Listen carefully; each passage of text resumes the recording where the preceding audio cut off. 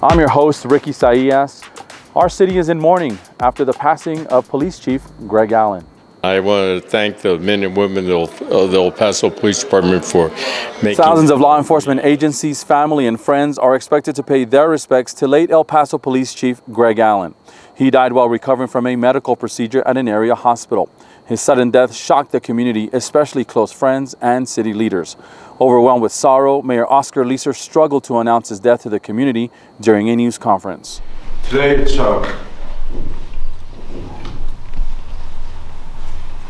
Allen graduated from Bel Air High School and earned a degree at UTEP. He joined the police in 1978 and rose through the ranks to become chief of police in 2008. During his nearly 15 years as chief, El Paso ranked among the safest large cities in the nation. He led the department through many critical events, including the August 3rd mass shooting at Walmart. So this suspect is talking, and he's reflecting what's out there. Yes, sir. And this is a video of him during an interview with ABC World News Tonight journalist David Muir a day after the shooting. Chief Allen had a straightforward, commanding demeanor, but earned the respect of every officer in the department and other law enforcement leaders. He took pride in protecting El Paso and became a distinguished member of the community. words kind of escape me as I sit there and think about him, because there's some stories that man was, you always knew where you stood with him, and there was no gray area, and that's something that I admired. Funeral services will be announced in the coming days. Chief Allen was 71 years old. He's survived by his wife, Roseanne, and his dogs. Rest in peace, Chief Allen. Thank you for your service. The immigration crisis along the border continues. New York City Mayor Eric Adams spent a couple of days in El Paso and met with various elected officials, including Mayor Oscar Leeser. Mayor Adams says cities like New York and El Paso are on the front lines of the migrant crisis. He says the federal government needs to step up and asked for more federal help and changes to federal policies to address the migrant crisis. As we've mentioned, El Paso has handled thousands of migrants passing through the city, helping with transportation, shelter, and food. The number of migrants has dramatically decreased over the last several weeks, which has led to the closure of 2 vacant middle schools that were turned into temporary migrant housing facilities. Some great news out of Fort Bliss. The Army post is now open to the public. This means veterans and community members can visit and explore recreational facilities, do some shopping, and even go to events. The pandemic forced Fort Bliss to close its gates for about 2 years. Guests can stop by the visitor center, present a real ID compliant driver's license or state ID, and request a visitor's pass. Several children and adults didn't take the day off on Martin Luther King Jr. Day. Instead, they spent the day cleaning a park and a popular walking trail.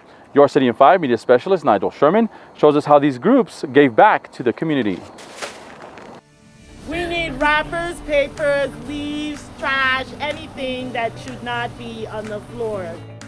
Usually MLK Day is a day on and not off, right? And we're oftentimes encouraged to get out into our communities and provide a service. Whether it's to help your neighbor, or for us today, it's to clean our parks. Okay, let's go. All right, do ready, this. go! A place where kids play, and going through, like, everyone has super full bags. It's just really messy.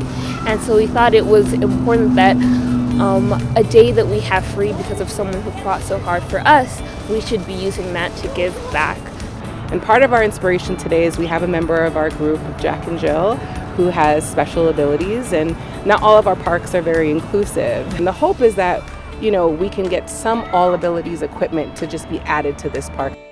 It's just so important to make sure you're getting out there, you're doing things for your community, you're being with your community, you're in a space where you can be productive and with people that you know and love. I think that's all super important. So we're here at the Playa Drain Trail, a city park, along with the medical students of Texas Tech. We have our school board trustees, nonprofits, and volunteers, residents along the Lower Valley who are committed and dedicated to serve for Martin Luther King Jr. Service Day by cleaning the trail. There's a group of us who walk it regularly, and we decided to help clean up, and it was a good time. We think that keeping the area clean will also increase the value of our neighborhood and just sense of pride more than anything else. One of the biggest things that you can do for your community to make it better is to engage in services that are volunteer associated. Volunteering your time not only goes and dedicates to the community, it makes it a better place, but I think it just brings a community together. And so from the bottom of my heart, I thank all of the volunteers for giving their time on this beautiful morning along the Playa Drain Trail. Thank you to Nigel for putting together that video, and a big thank you to all the community members who took time to clean up our neighborhoods. The El Paso Museum of Art has a new exhibition that you'll want to check out. It's called Denise Brown Seasons. Artist Denise Brown captures myth and fables in 4 large canvases focused on the 4 seasons. These art pieces are in a permanent collection at the El Paso Museum of Art and are now on display free of charge. Parents, if you have a young child who wants to play hoops, then sign them up for mini sports basketball. Registration is open for children between the ages of 4 and 7. It's a great way to learn about basketball rules and basic skills while having fun with other kids. There is a fee, but Parks and Recreation offers youth scholarships to help with costs. The deadline to register is January 28th. Visit Parks and Recreation on Facebook and Instagram for more information.